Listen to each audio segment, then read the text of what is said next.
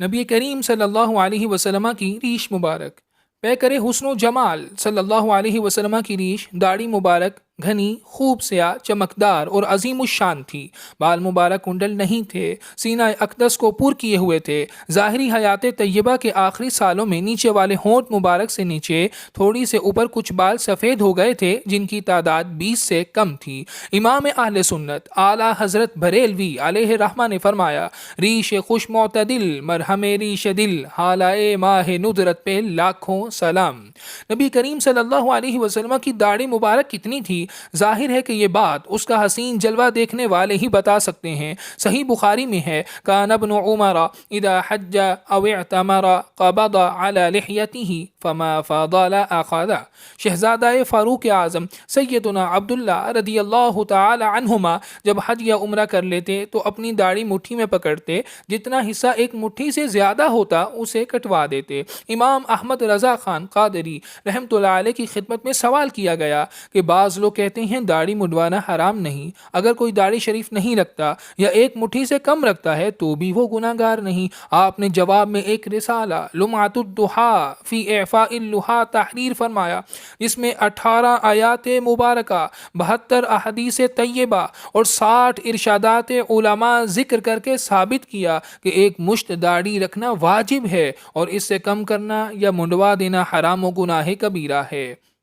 ریش مبارک کی دائمی برکات۔ جان عالم صلی اللہ علیہ وسلم کا معجزہ ہے کہ آپ کے جسم مبارک کی برکتیں اب بھی اسی طرح ہیں جیسے ظاہری حیات طیبہ میں تھیں، بلکہ ہر لمحہ عزتوں میں مزید اضافہ ہو رہا ہے۔ حضرت شاہ ولی اللہ محدث دہلوی کے والد گرامی حضرت شاہ عبد الرحیم محدث دہلوی علیہم الرحمہ نے فرمایا، مجھے ایک مرتبہ بخار ہو گیا اور اتنا عرصہ بیمار رہا کہ زندگی کی امید ختم ہونے لگی۔ مجھ پر غنودگی طاری ہوئی تو ایک بزرگ تشریف لائے اور فرمایا، بیٹا، نبی کریم صلی اللہ علیہ وسلم تمہاری عیادت کے لیے تشریف لانے والے ہیں، شاید آپ اسی جانب سے جلوہ گر ہوں جس طرف تمہارے پاؤں ہیں، لہٰذا رخ بدل لو۔ میں نے حاضرین کو اشارے سے سمجھایا اور انہوں نے میری چارپائی کا رخ تبدیل کر دیا۔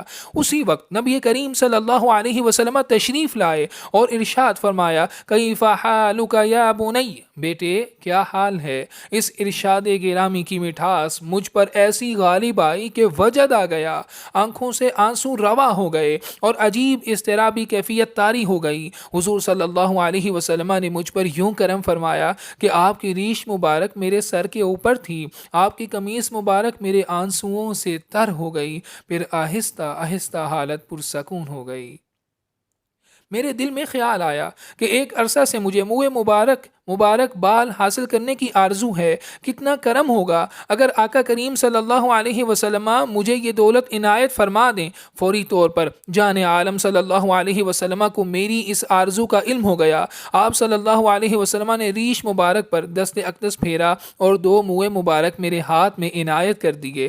میرے دل میں یہ بات آئی کہ یہ منہ مبارک عالم شہادت میں بیداری کے بعد میرے پاس رہیں گے یا نہیں۔ آپ اس خیال سے بھی واقف ہوئے اور فرمایا، یہ دونوں اس عالم میں بھی تیرے پاس باقی رہیں گے۔ پھر حضور صلی اللہ علیہ وسلم نے مکمل صحت یابی اور لمبی عمر کی بشارت عطا فرمائی۔ مجھے اسی وقت آرام آ گیا۔